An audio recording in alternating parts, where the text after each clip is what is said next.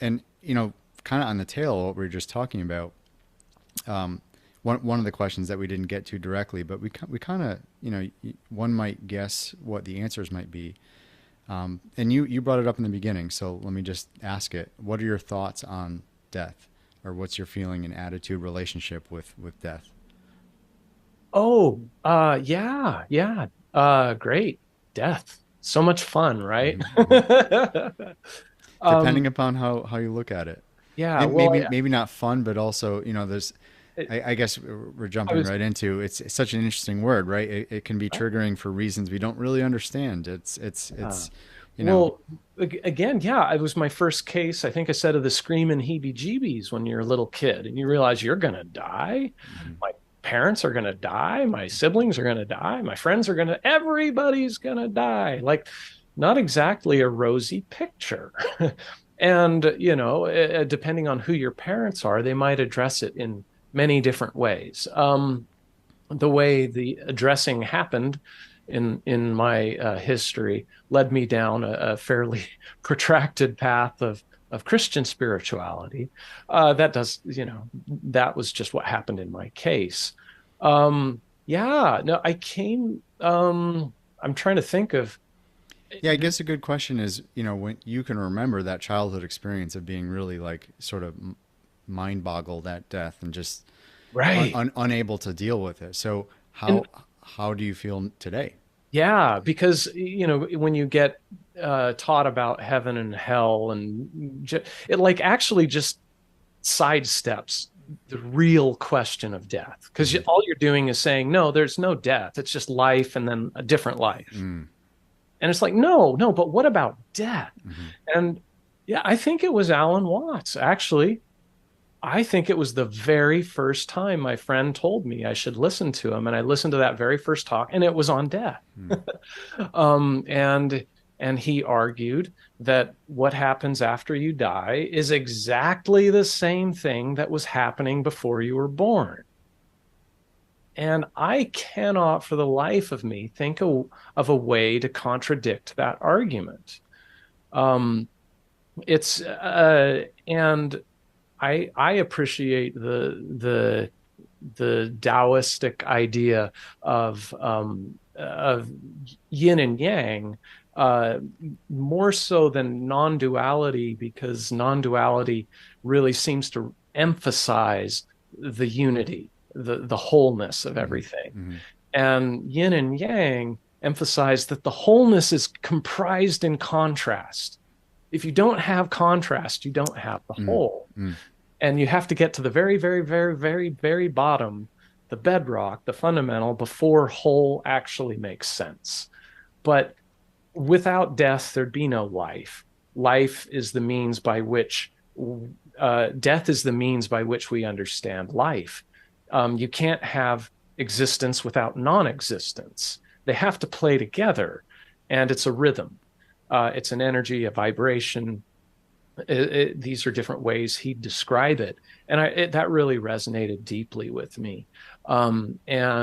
So it's a profound appreciation for the fact that life goes on and off, and the off we call death, the on we call life, but it's just on off. But without off, on doesn't make sense. On doesn't exist without off. Mm. And so we need that. We need the contrast. We need the rhythm. And so, yeah, I think he was the first one who kind of pried my mind open where death was concerned. And in your questions, I wrote up an answer that discussed, I think it's Paulo Coelho, probably mispronouncing that. My Portuguese is terrible. Um, but in his book, The Pilgrimage, the protagonist has to go through this series of trials on El Camino de Santiago. And one of them, I'm pretty sure he phrased with or framed with the phrase making friends with your death. And like there's no sidestepping. You got to go head on and not just like face it, but actually become friends with it, which sounds completely bizarre to most people. Hmm. And but going through that chapter in that book, I can't explain why, but it seemed like the perfect framing. Um, and that was what triggered the memory of reading Tolkien and the Silmarillion, and as they create the races that would rule the land, and the humans and the elves, and what's the contrast there, and that the elves would be immortal, they'd live forever, but that the humans, uh, where death was actually a gift, that mortality is a gift that frees them from the shackles of earthly existence.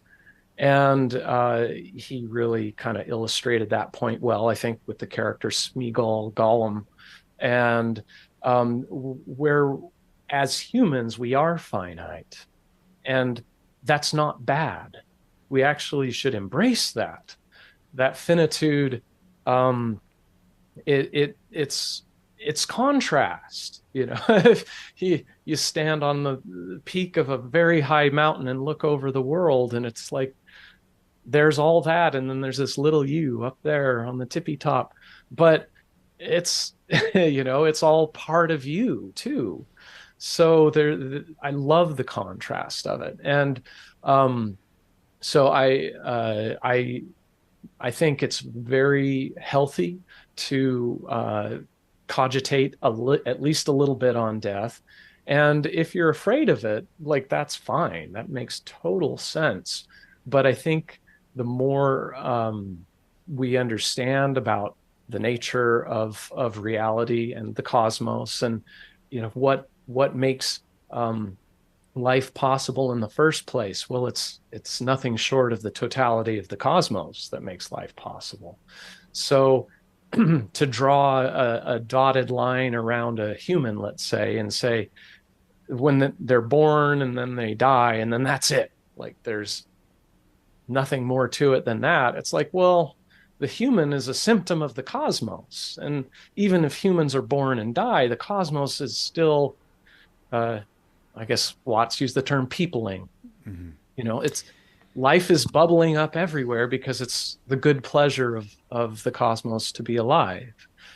And yeah, that means death as well, Mm-hmm. because that's just how manifestation works. So I see it as partner Mm. in this journey, and a rhythm, not a hard end, but Mm-hmm. just the on and off that lets us have music. Mm-hmm. And maybe it's um, death in relationship to desire is an interesting one too. Mm. You can just imagine someone sort of really anxious about the end of life because perhaps they've had a lifelong desire or multiple desires that are unfulfilled, and they're just absolutely terrified that the day death comes, those desires will not have been manifest. Yeah. Now, So that sort of takes a side road about contemplating the nature of desire, and I guess we could elaborate on that. I'm just kind of teeing it up by saying, contemplating death, I think for all the reasons you were pointing out, is a insightful exercise, but also in relationship with desire. Because if you can put death aside and just think about the relationship with desire, which for me came up sort of how you were describing earlier, it was it was one of those things that just came up on its own. Thinking yeah. about what does desire get you, um, tends to be more desire. So just seeing that vicious process, and if you can sort of take that apart, I've noticed it has implications for the death contemplation as well. Yeah, that's great. They are intertwined, and I hadn't really explicitly thought about it in those terms. But again, that's part of that becoming friends with death, um, is that it's a teacher. It's indicating to you the preciousness of life while it's here. Yeah, right So now. if you're on your deathbed and lamenting these desires that never got to be explored or fulfilled, that's kind of the wrong time, right? Why weren't these salient 20 years ago or 30 years or whatever? And so when the reality of mortality kind of sinks in, that's actually helpful. it lets us prioritize. When I, had that the self-concept obliteration and stood at a crossroads, and what am I gonna? Well, I don't want to be doing pointless paperwork and spending my life energy on that project, because there's only so much here in this instance. So why not make it count? And there's, I guess the word desire can indicate different things. Um, I and the desire that begets desire, I see a lot of that as um, stemming from a type of desire that comes from a feeling of lack. Mhm. And people, because they feel lack, think they need to pursue something outside themselves to make up the lack. And when they do that, if they acquire it, they're going to find out they're going to just feel like they're lacking something else. And then they're going to go after that. And that they'll never be fulfilled on that project. Um, but there's also, and again, what does everything lack? If you can get clear on what you are and what reality is, it's like it's not lacking anything, Mhm. actually. We still have what could be called desire, but it's not that existential, like Yeah. Yeah. stick in the knife kind of desire. It's more like, no, I'd like to have pizza for dinner kind Mhm. of desire. I don't want to do this stupid paperwork for the next 10 years kind of desire. I don't know what I want, but I know I don't want that. Yeah, yeah. And We're distinguishing between a couple flavors of desire, yeah, and sometimes the word aspiration creeps in as sort of, it would be nice if, but not necessary for my existence. yeah, That's a different that's a relationship diff. than I Yep, must have this, or I must great. accomplish this, or I must experience this, or Ye- else dot dot Great. dot. Yeah. Like if you've got a bucket list, then, I mean, why do we call it a bucket list? And death is informing that. Hmm. It's a means by which we really can make a distinction about priorities. And it ultimately, another thing about looking clear-eyed at the prospect of death is knowing you can't take it with you. Even if you can say, well, there will be reverberations of your life continuing after your death. Maybe it's in children. Maybe it's in social connections you've made, or work contributions you've given to the world, or art. Well, I guess that'd be work Hmm. as well. But still, for you, from where you are currently looking out of right now, that won't be there, Hmm. not in that same way. Hmm. So, um, really, what does it matter? Yes. Like the point of life is not the legacy. The Hmm. point of life is living, and death is our Yeah. friend when it teaches us that this is a gift. Hmm. This right now is a gift. It's a miracle, and every day is that way. Yeah, So, you reintroduced a couple, themes from earlier, which all play a part here because we talked about identity and how it can be constructed of things that aren't quite as concrete as you believe. And right. and part of that identity is another Buddhist word, but also just a psychological word, attachment. What are Hmm. we clinging to as Yeah. aspects of experience we want to just possess, not from now until the end of our life, but for all eternity. We don't know how that's possible, but it's so much embedded in who we are. That's the strongest type of attachment. So Hmm. by undermining that construct of self and then just exploring the nature of attachments, you can start to be really at peace. But look, I Yeah. can't I can't take any of this beyond You that can. boundary. So you Therefore, don't why have would to. I You don't ever have be to upset? try. Yeah. It's Yeah. freeing. It's and if it relieves you of a burden, and then the energy that was spent in all that clinging and clutching and wishing is released of that activity, the energy is still within you, and it can be uh you know directed in At other your directions. bucket list, right? Yeah, yeah. With the idea that gee, it would be great if some number of these items happened. Yeah, I'll be okay if they don't, but yeah. why not you know, But what if there was one that was so burning? Well, then maybe you should go do that. yeah, right. Do it now while you can. And very, I hand waved one of the chapters in my life, but one of the things we did was after I had left my professional career behind, my wife did the same. And there was a little window where we had savings, we had no debt, we had no jobs, we had no children, and we're middle aged. So it was like I threw the crazy idea out there of, well, how about we hop in a van and drive around the country for 6 months?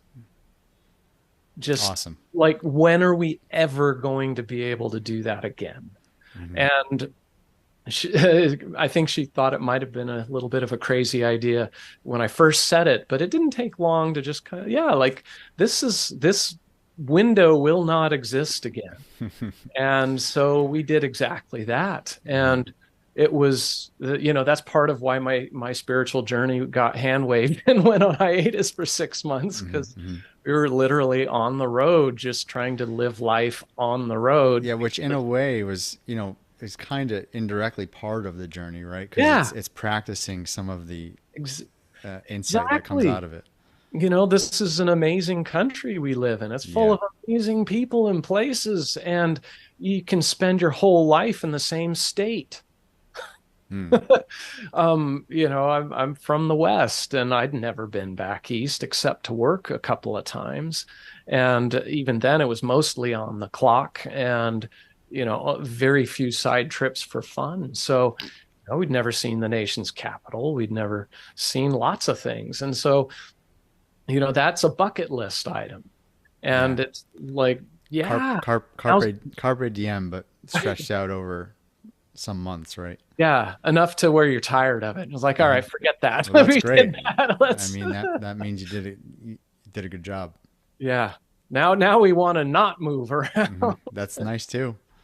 It is, not moving around is really nice. Hmm. So, but yeah, that's there. Sometimes getting that item off the bucket list is the most important thing. Hmm. 'Cause, yeah, we've talked about, we opened up with Will McCaskill's being distraught if the human global civilization project were ended, but he can't prevent an asteroid impact. Hmm. What if you get hit by a bus tomorrow? Like, Hmm. these things happen. Hmm. And so, we don't take it for granted. Yeah, the preciousness is I mean, this is what you and I have discussed this previously in some of your written answers, but again, it's coming up now. Is death? There's a few things coming out of death that we both acknowledge can be helpful and comforting if just seen in the right light. Yeah. But the preciousness is certainly one of them. You know, Yeah. there's so much to be appreciative of, and we know it's not possible in every single moment to be totally appreciative. You might, like you said, shit hits the fan, and Oh, sure. but on balance, there's really a lot to appreciate.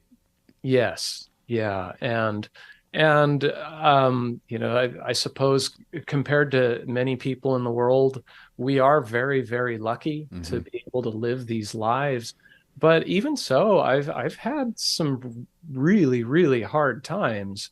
And but even when that happens, I don't resent it. And um yeah, preciousness is a good way to frame it. Even getting irritated at something stupidly small, that happens. Hmm. But that's also a gift, like Hmm. just being here and being able to do that. And I can't remember a specific incidence of this, but I've heard people speaking and say the Waking Up app or things like that, about how if someone uh, had this profound insight and achieved, like, the Buddha's enlightenment or something like that, that then there would be this preciousness every moment of every day. And and they're saying it kind of incredulously, like, that would be ridiculous. And I'm like, no. Yeah. it it actually is already that way. You're Hmm. just not paying attention to Hmm. the fact Hmm. that it is life is precious and every day is a gift, and it already is. It always has been. And yeah, that's unfortunate that some people don't quite pick up on that. Yeah, I Hope, mean, this does also just it's just another little um, thing to keep in mind if anybody is making their way through the spiritual buffet, that these interpretations can, sometimes subtly or sometimes starkly differ from one another. But I guess what I would hope for anybody is that they eventually get their own self sense of orientation to where they're not leaning heavily on, for example, the person in the Waking Up app who seems to poo poo that, preciousness can never be such a it, abundant thing. yeah, That's too bad. But it doesn't have to be that way, and right, right. It's not an achievement. mhm. It's just it's already that Yeah, way. yeah. And yeah, you actually get bamboozled into thinking it's not. Hmm. Hmm. But yeah, thankfully that it's possible to undo the bamboozling, Hmm. um, even if it's not straightforward how to do that. Yeah, we can pick 10 labels. I know you and I don't like labels to begin with, but we try our best. And but one label that goes, it does apply, I believe, to so much of what we talked about is self deconstruction. Yeah, And like you said, unbamboozling yourself. If you're just sort of conditioned to have a specific attitude or posture towards something, just like you can kind of peel that away and start yeah, fresh again. And yeah. it's pretty That's radical.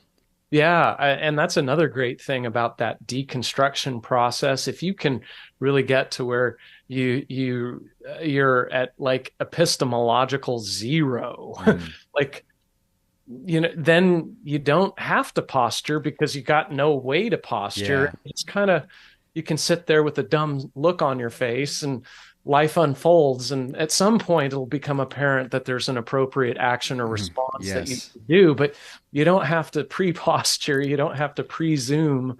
Hmm. Um, that's also kind of nice. I don't have to have my shit together all the time. Yeah. No, I zero. Joseph Goldstein. Are you familiar with him? Yeah. Yeah, Yeah. because he's a big name and part of Sam Harris's life. But Yep. when he had his, sort of one of his aha moments, the the feeling of zero, he said he was just like overtaken by that feeling. It's just sort of like, all conditioning and that construct was just absent, and he felt that. And Nice. I was able to sort of say, yeah, that feels familiar to something I've experienced. And I've also, like you said, it can be really helpful to find that position and just hang there for a second because, as you say, you'll feel it when you're kind of compelled to act again. And Hmm. you can think about that feeling. And if you actually want to go through with it, then go ahead. Yep. But I do like this idea of zero, like getting back to that place. And it's a place we can discover and visit over and over and over again. Yeah, yeah, it's how things actually are. Hmm. That's the thing. And you spend enough time there and it really sinks in that like, oh, just because I think a thought doesn't make it true. Mm. And that's always the case. Yeah, it kind Yeah, of that it that kind of leaves you free to yeah, to not be rigid. yeah, that's another short statement that's just like nuts. If only it were able to sink in that easily. But just I just had another thought, and that came out of nowhere. It might there might not be any validity to that. Hmm. And by the way, that's how it always is. Yeah, And, wow. right. How does that not stun anybody into, Uh, again, perpetual bewilderment, as I like to say, about what is going on? Yeah, yeah. And another way I've characterized it when that threshold gets crossed is that unless you're Gary Weber, who's great, it's not that your mind changes when that threshold is crossed. It's that your relationship with your Mm, mind yeah. changes. It suddenly realizes it isn't the be all end all. It doesn't have all the answers. It, in fact, can't grasp the most important things. And that it adopts a new posture of itself. And again, that's freeing. It's yeah, that you can just let things be. Hmm. And then, as of course, at some point, it's probably not going to let things be, and that's okay too. Hmm. But we don't have to jump the gun.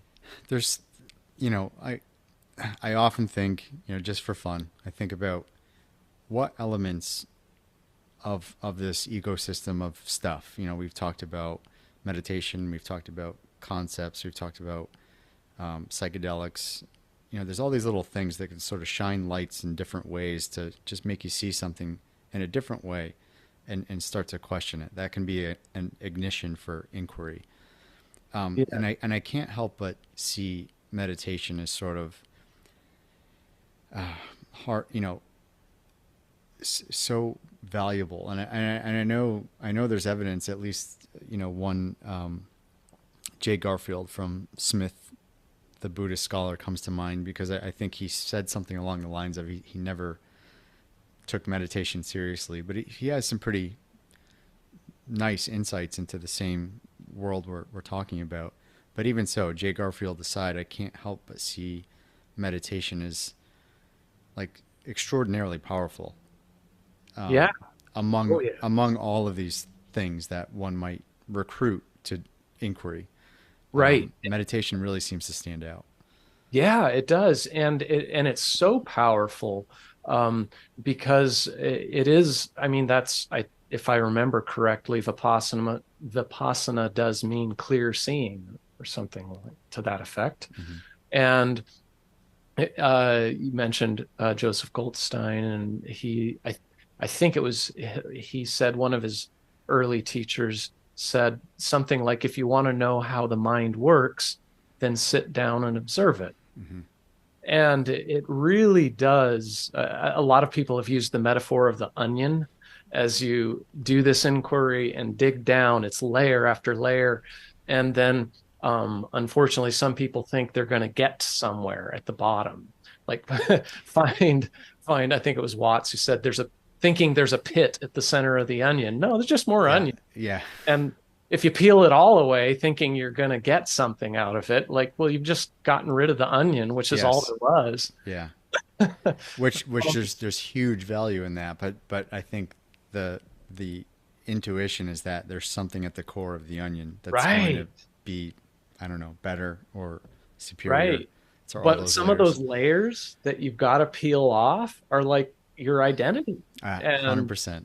if you think like, unfortunately, I probably will be publishing the essay soon, a kind of being sort of a harsh treatment on the idea of moral realism. Mm-hmm. Um, your moral bedrock, that's going to go too. Hmm.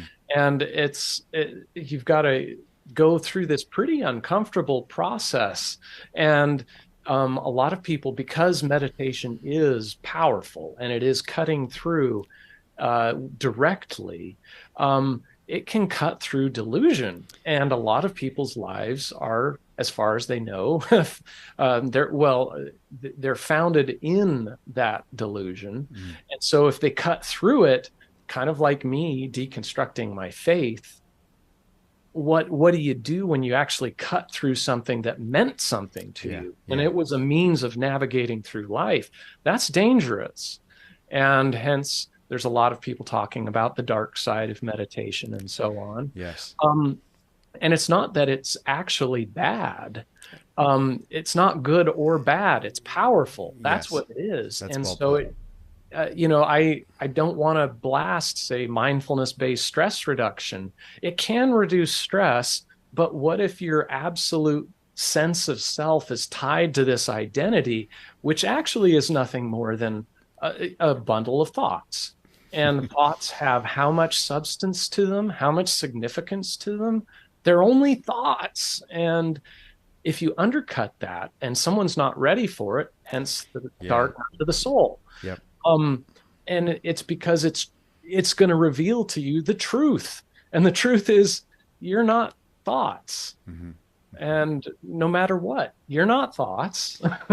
Yeah, there's yeah, so one like waving a flag, because here's what's interesting is meditation seems so, harmless, or, maybe slightly helpful at best. Hmm. If you know nothing, I don't like the word naive here, but to mean like someone's like, um, like willingly, uh, like childish or something. I mean it just like you just don't know anything. If you Don't if know. yeah, Yeah. if you just imagine yourself, you don't know anything about meditation, and you come upon it, it seems so, okay, you're sitting with your eyes closed and you're paying attention to the breath. It's so ridiculously like, why would you ever do that? And what would ever come out of that? Now it's wrong to say. I think it's going a step too far for the reasons you mentioned, right? It'd be going a step too far to say everybody should meditate. And the reason Right. is nice as that might sound, it is powerful.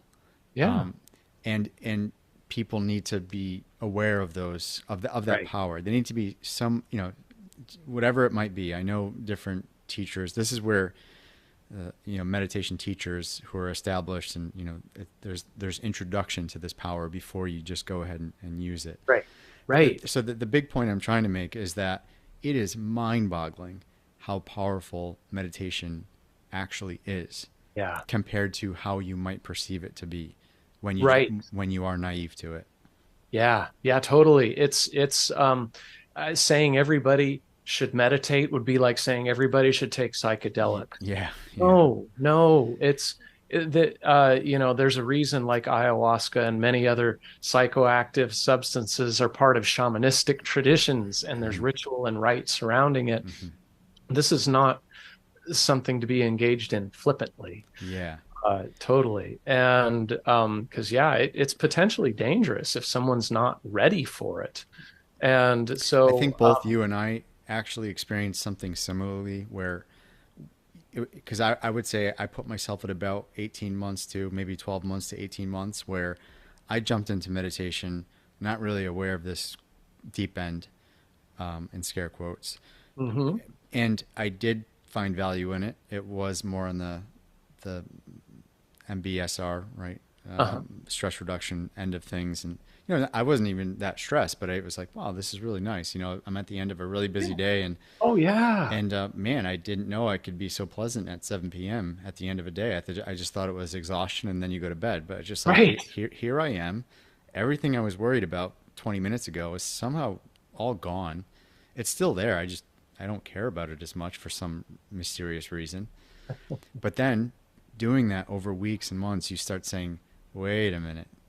Okay, yeah, that thought is just coming out of Right. nowhere. Right. I don't have to act on that. And then, repeat that for weeks and months, and it's just like then you start cutting into the bedrock, or what Yeah. seems like the bedrock. Right. And Right. so it's just, again, I'm just while I'm with another person who has gone through this, it just, I can't help but like, because it's not often you can speak about meditation or refer to meditation as this like radical potent thing, but it truly is. Yes. Yeah. And another thing just to clarify on the idea of the practice is I took the training wheels off very quickly. I think that CD I had with 6 meditations or whatever, I don't know how long I used the guided meditations, and I stuck with the Shikantaza and the Vipassana sections on that CD. And but it became pretty quickly on the one repeated guided meditation what was going on. So pretty quickly, I just like, all right, I put the book on the shelf, and never went back. And I never did another guided meditation after those first couple weeks, probably, until the Waking Up app was released. And by that point, I had done plenty of self guided meditation. That's been the bulk of my practice. And that is to say, not self-guided, not guided, Hmm. unguided, Hmm. and letting the mind do what it does and paying attention to that. Yep. And then I got into conversations with people post that app online, and just to find out that there's people with perhaps hundreds of hours of meditation experience on that app who have never once done an unguided meditation. Mm. And I wonder what role that plays, because if I had someone talking in my ear, it Yeah. would have ruined everything. Yeah. It's It's funny you mentioned that straining because the practice in a very unnatural way, but it is probably preventing uh, unhappy, unpredictable things from happening. But it's like, well, what, I don't know what the point of the practice is. So, yeah, I mean, so Sam Harris himself, he's not shy about saying like this is deliberately going uh, to the deep end. The thrust of this app is not to reduce stress; it is to fundamentally change your. So he's pretty explicit in his language.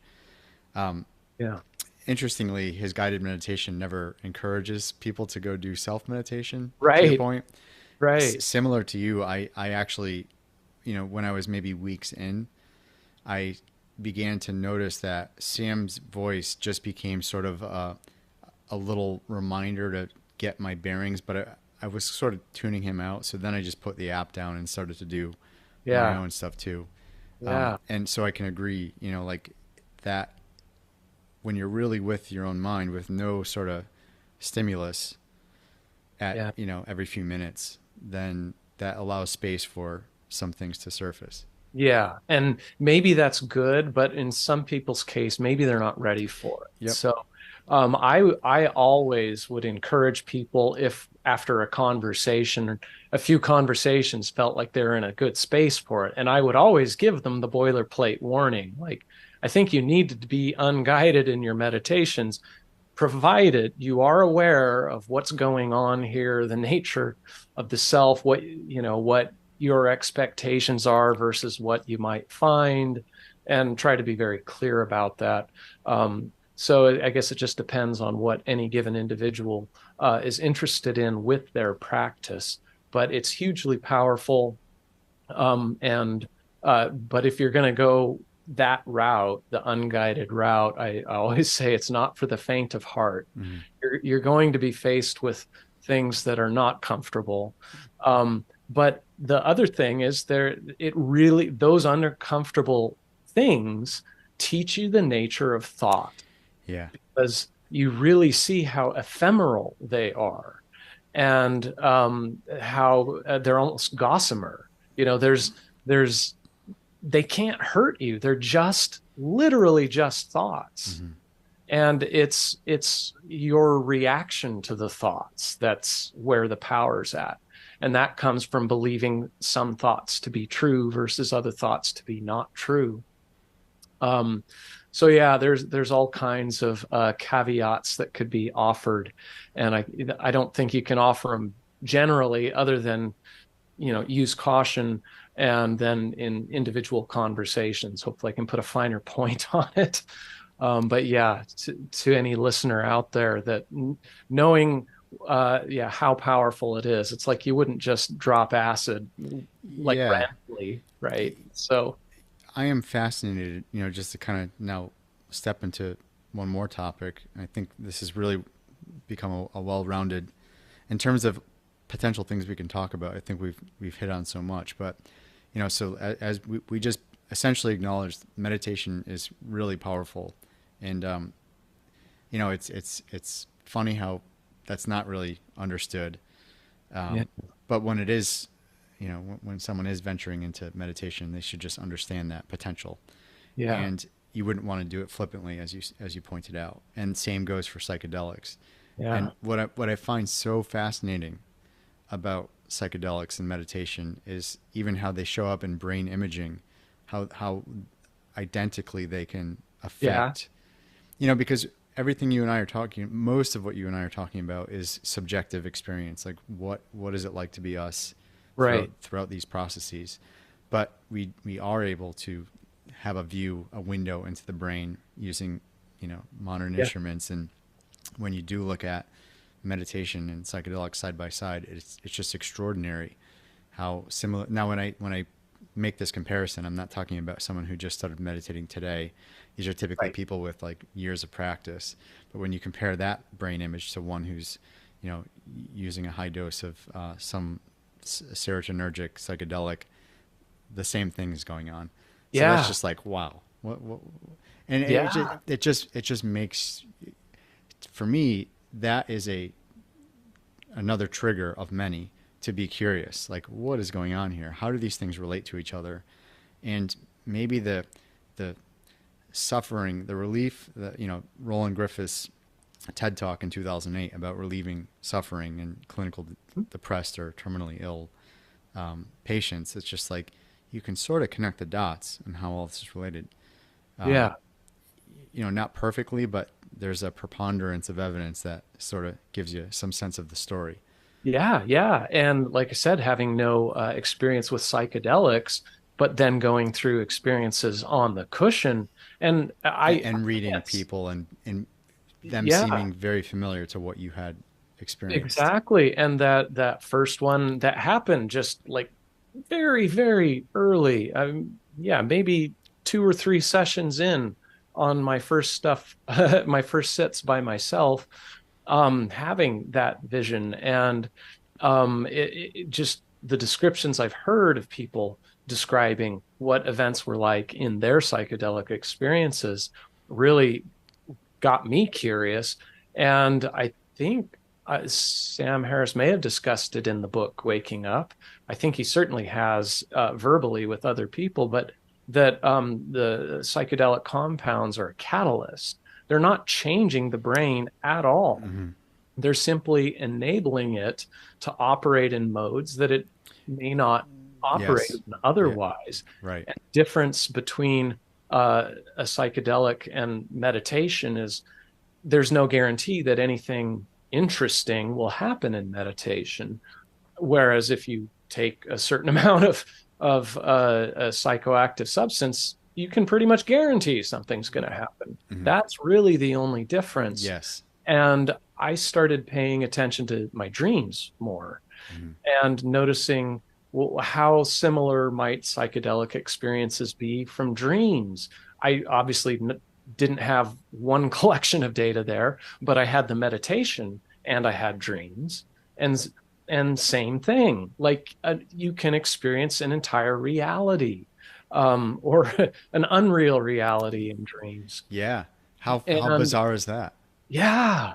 So I find just um reflecting on the nature of dreaming and dreams themselves to be hugely informative. Mm. Oh, we haven't even talked about predictive processing. Mm-hmm. But Well, um I already have a list of a okay. few things that we will have to get into in another round, which is a Yeah. good So spot to be. but when yeah, we both are greatly enjoy thinking about and reading about predictive processing and the way the brain works.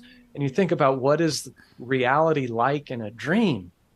It's every bit as vivid Yeah. as this right And here. absolutely, you're beyond 100% bought into it, right? Wow. Last night I was in some dream, and I was certain someone close to me, like true friend in real life, was really upset for something I was doing. And not only was I upset at that situation, I was remembering in the dream world what I had done and coming up with excuses for why I had done it to make him so upset. Now, all of this was manufactured.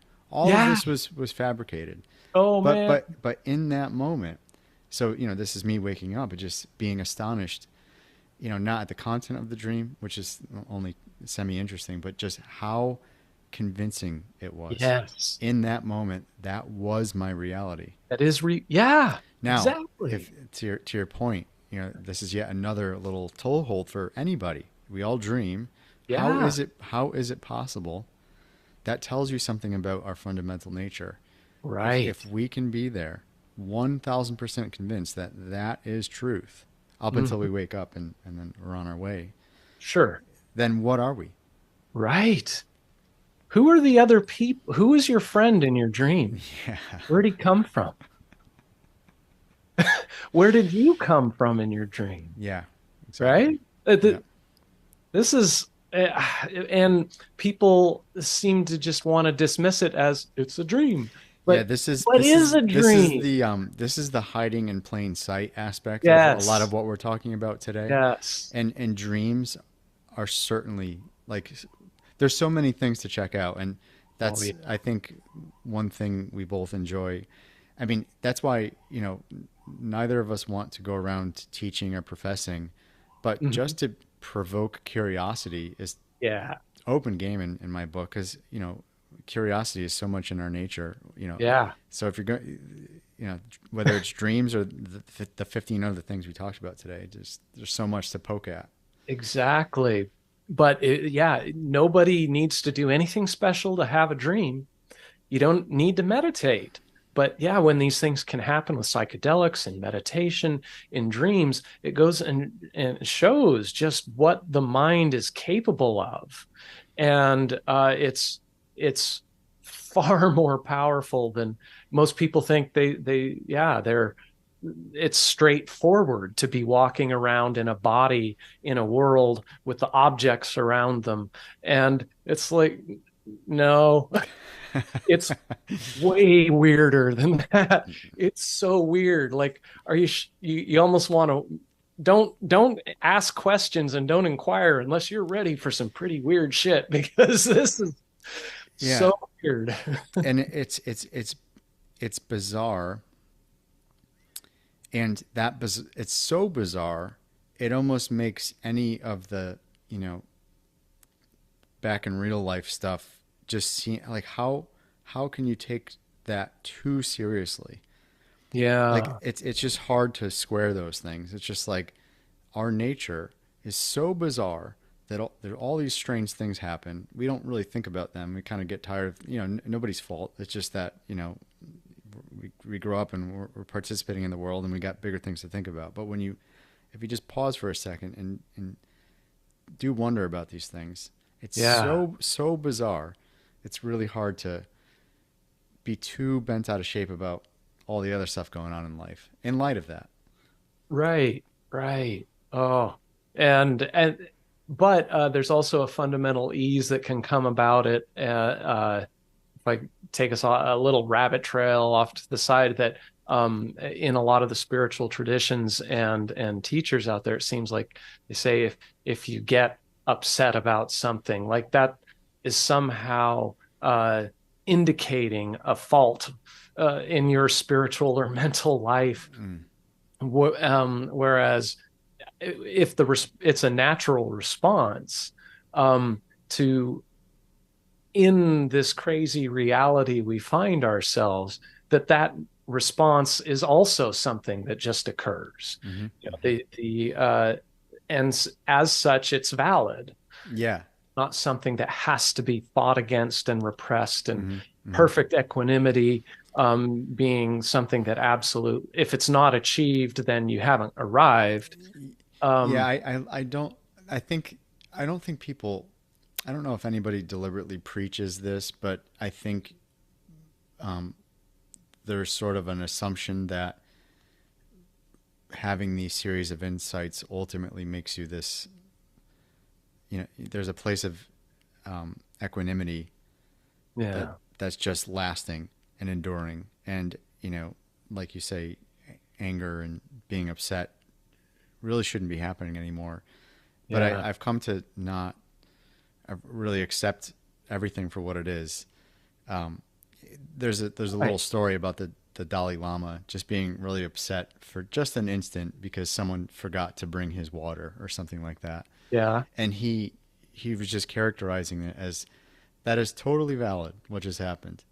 I am the Dalai Lama, but in that moment someone upset me and I had a reaction and it was all completely valid, and then I go back to where I was before, and yeah, he was just sort of I liked that because yeah, he was sort of knocking down this idea that there's some sort of perfection or you know right, Right. And if we wanted to talk about equanimity or peace, I think I mentioned it in one of my written exchanges that like there's different levels of it. And so there is perfect equanimity at the level of the fundamental. Hmm. It Yes. never rejects anything. Hmm. And that's the true equanimity. That's the perfect peace that's unshakable.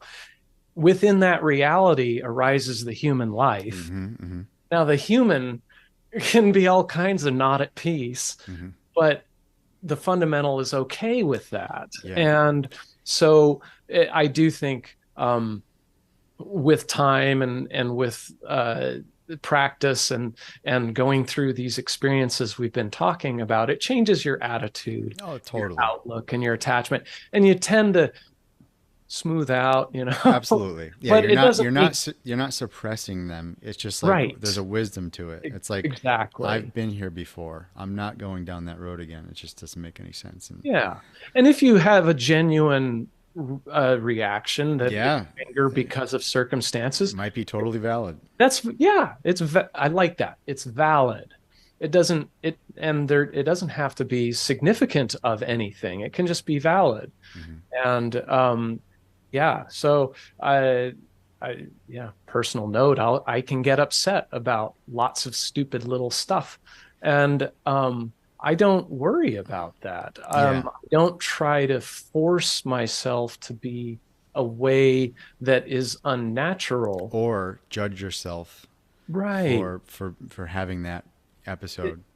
I acknowledge the lifetime of conditioning, if we can use that word, that has kind of wired Yeah. my brain to kind of have patterns like that. And you could hammer on that. Neuroplasticity is a fact. I could train that better, but It's not a switch. it's It's not not a an off switch. switch.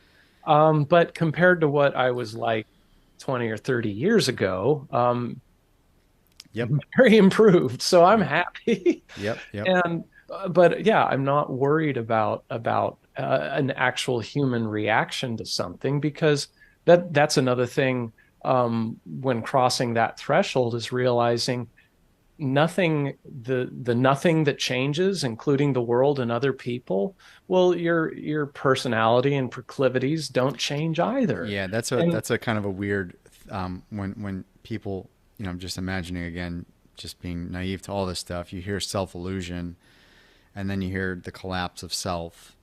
There's still a personality, there's still a personality, sure. and there's still you and all the memories and like Mhm. those there's a we haven't talked about this so much, but there's almost an aspect of rebuilding yourself back up again. Yeah. Part of that happens. You might experience a moment of zero, as we were talking about before, Hmm. but then come flooding right back in are all the memories and habits and all the other stuff that you're familiar with. It's just that Yeah, your relationship with them adjusts slightly, and exactly. then maybe over time they rearrange themselves. Exactly. It's a ever evolving process. And yeah, you just said it. The relationship is what changes. And again, like with the thinking mind, maybe you had a monkey mind, and the some people would say until you tame the monkey, you haven't got it. Hmm. But actually, it if you realize that what's going on in the Unless mind. you're Gary Weber, right? Yeah, unless you or apparently many other people, Yeah, they do put a lot of work into that project, a lot of work, and thousands of hours. yeah, yeah. I think he was last time we were communicating. He said it was like if memory serves for him, it was something like 40,000 hours, and I think he was saying, but actually now we've gotten better at this and worked it through with multiple students, and now most people it's about 10,000. I was Yeah, just like, uh, hours of meditation we're talking yeah, about. and I'm like, that's a lot. Yeah, yeah. But your point, sorry, I didn't mean to derail you, Oh because yeah, what you were saying was, the relationship. taming the monkey mind is not. Yeah, it's now when you realize the monkey's chatter is not true, does it Yes. matter that Yeah. it's chattering?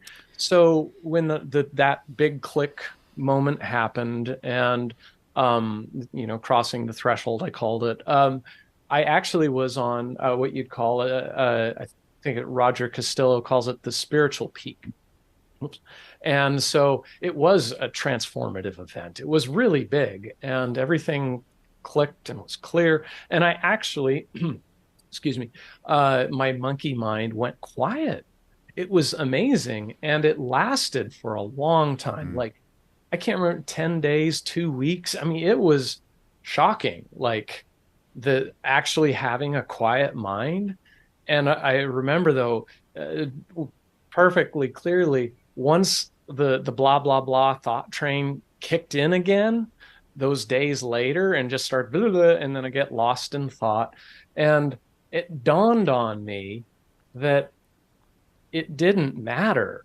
Like, it's a stupid thought train. Mm. And if you look at the fundamental aspects that we've been inquiring down to about existence, being, presence, awareness, experience, all of these fundamental properties, they're perfectly fine. They're always there. They're always working. Awareness is always aware. Existence is always existing. Presence is always present. And that's what allows the thought train to exist. And so it wasn't a problem, and it was just a stupid thought train. And Yeah. then I have a fairly noisy mind, like I think most people do, and it's just no longer a problem. It's more like having an annoying roommate that won't shut up. Mm. You just tune it out. Yeah.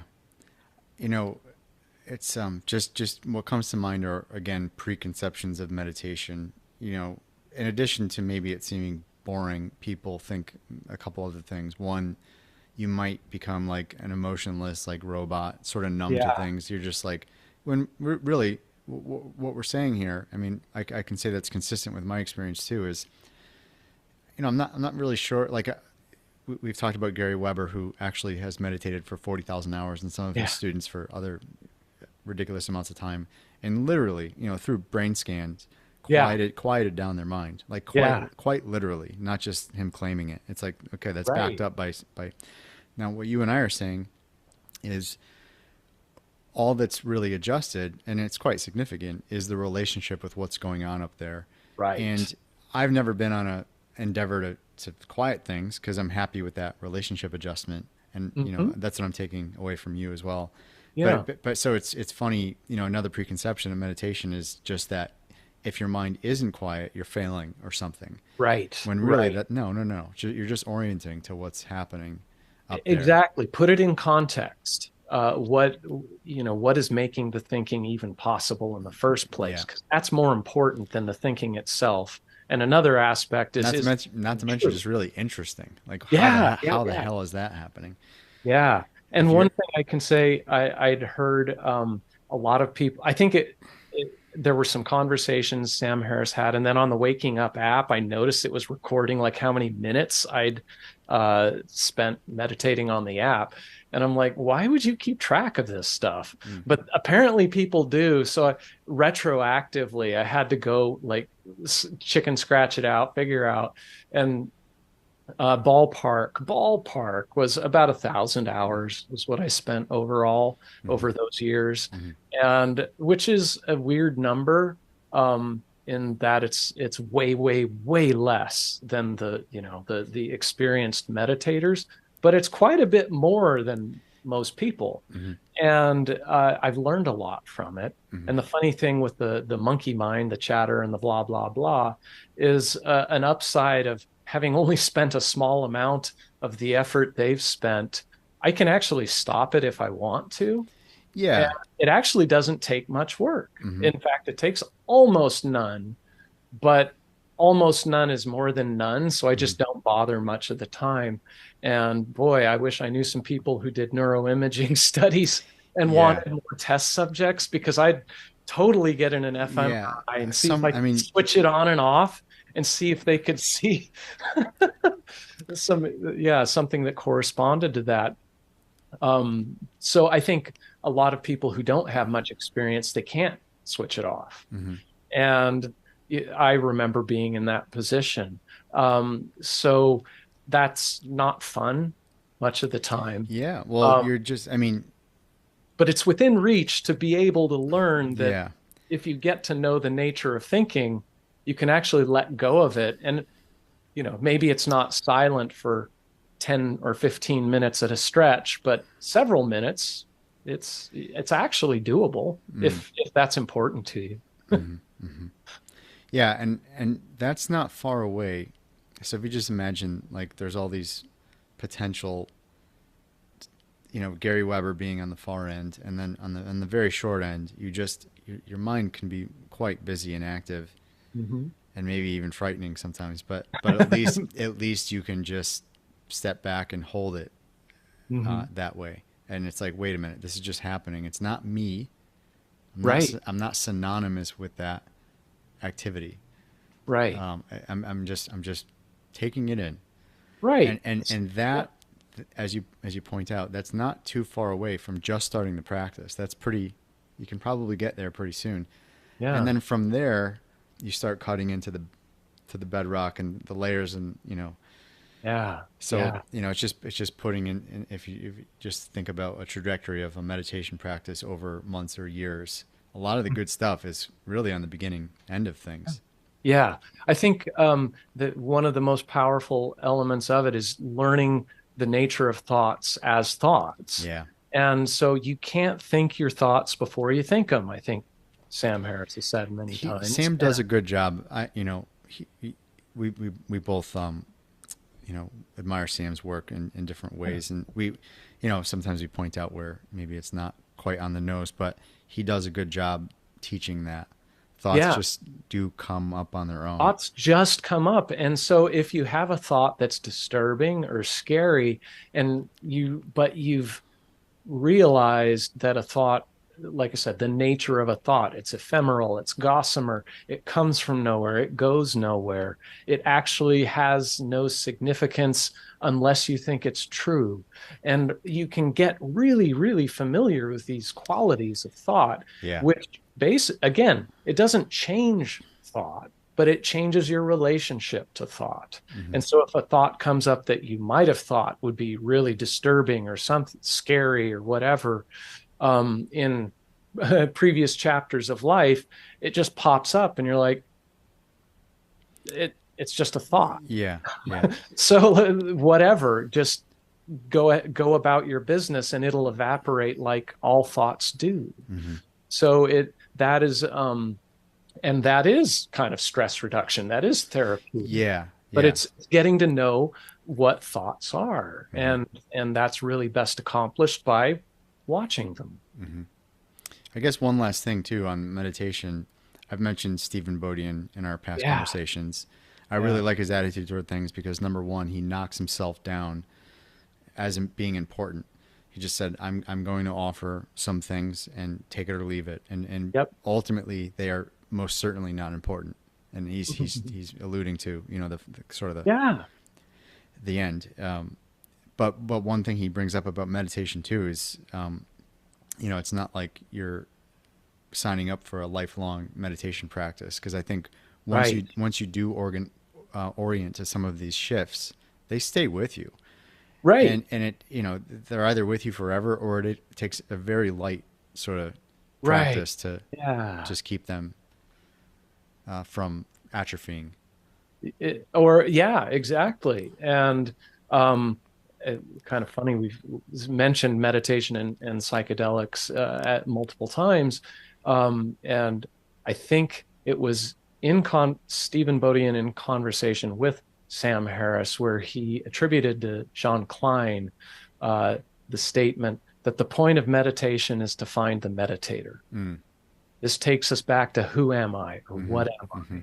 And once that hits home, you could want, if you wanted to have a flippant framing, you could say there's no point in meditating. But if you wanted to have a more positive framing, you could say everything you do is meditation. Hmm. Hmm. And they're both true. Yes. Different ways to express the same thing. Hmm. And in regard to psychedelics, Alan Watts famously said, I Hang think up the phone. LSD in specific, uh, and do you continue to take LSD? Is like, no, once you've received the message, you hang up the phone. Yeah. So Dennis um, McKenna has an interest. You must know Terrence McKenna I am a little not bit. familiar with Yeah, his I mean, work. I know the he, man. yeah, I mean, he's a funny figure, and Oh yeah. I because um, just for anybody who's not familiar, he's sort of caught up in the psychedelic craze of 1970s and onward. Like he was growing up as a kid, him and his brother Dennis. So Terrence McKenna and Dennis McKenna, and the two of them really went hard on psychedelics when they were growing up and moving into college age and around that area, and they developed all these really far out there theories about what reality is. I mean, way beyond what we're saying. They're, oh yeah. them just, saying how they can sort of, we're talking about traveling around the galaxy and, Yeah. just really far out there stuff. And, it turns out that those far out theories didn't pan out. And, but Terrence McKenna is a very entertaining guy, and he did have a good grasp on some of the mechanics of how culture can work and be manipulating, and just breaking people out of the shell of conditioning. He was Right. effective at that. If we can credit Yes. him for something, he's a very compelling speaker, and he was spot on for a few things. His brother Dennis wound up devoting his life to science after that experiment with Terrence, Mm. and he's more of a sort of rational hard thinker, and he wrote this book just telling their story. And Oh. I'm only bringing Dennis up because he had a cute little addendum to Alan Watts's quote. He goes, "Well, maybe sometimes I just want to pick up the phone and chat once in a while, return now and then." But so it's like it just Sure. just, No. just but I think the point is though, the theme running between meditation and psychedelics is like there's a there's a glimpse at something that once you have had that glimpse, it sort of just stays with you. Right. And then, to Right. the extent you would like to, you can continue meditation and support Sure. that glimpse. Oh, And totally. perhaps in Dennis's case, he's intermittently trying, psychedelics. Well, Um, I'm sure Watts was too. He was just trying to have a different public statement yeah. other than what Timothy Leary might have said. Yeah. He was Yeah. just trying to counterbalance. Totally. But I no, mean, that, I think he had fun with that. He yeah. picked up the phone once or twice more than oh, I'm sure. And you read what Shunryu Suzuki Roshi wrote in Zen Mind, Beginner's Mind, and he keeps coming back to Zazen and just sitting.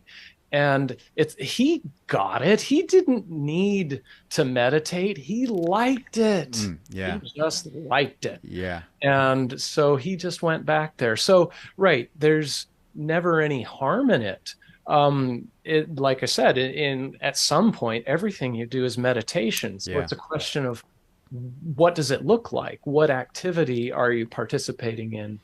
And for some people, you're right, a lifetime practice of on the cushion could sound horrible. Other people might think that sounds great. Hmm. So whatever floats your boat. Yeah. Um, I found I was just too.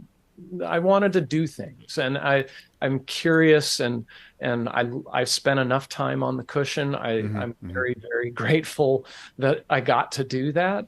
But now, yeah, I found physical activities.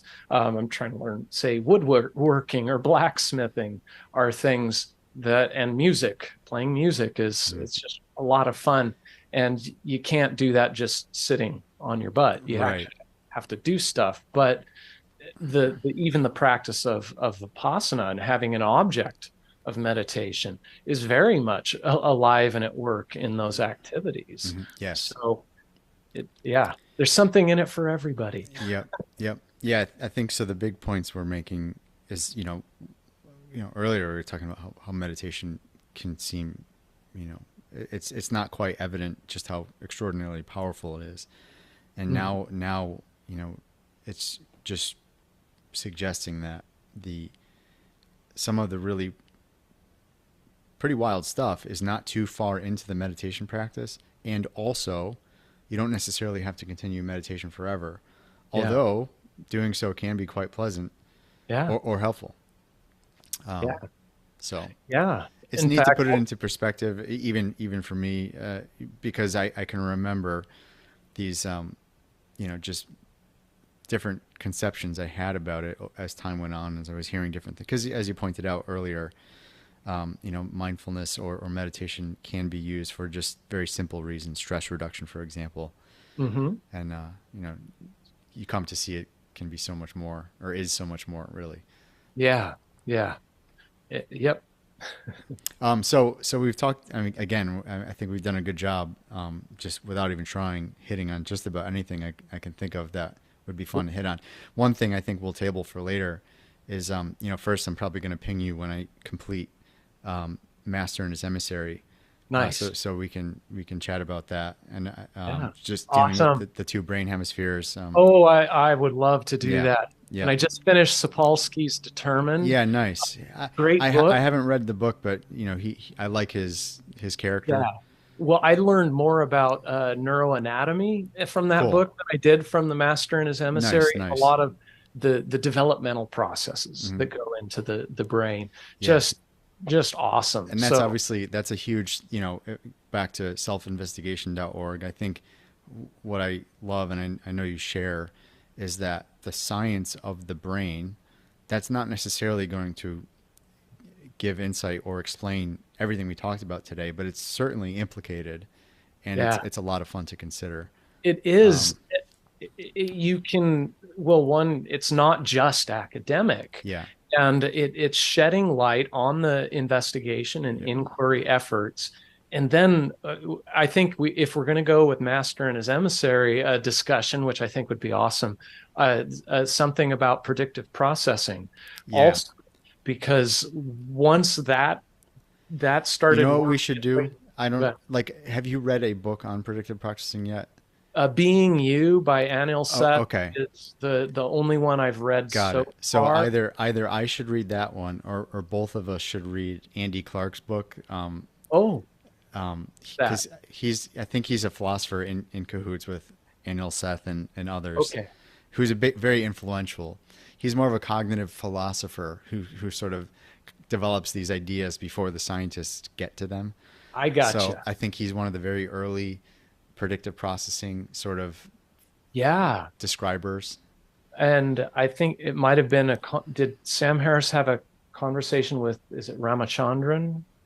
I think. Semil? Or no? Yes.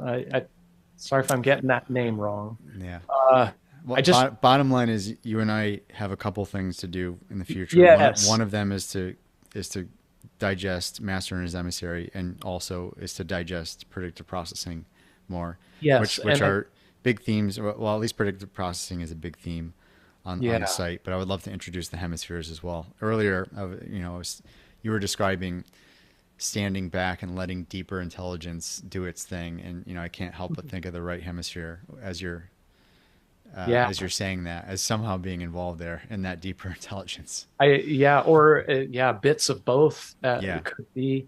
And the reason I mentioned that, I think it was the Bayesian brain talk.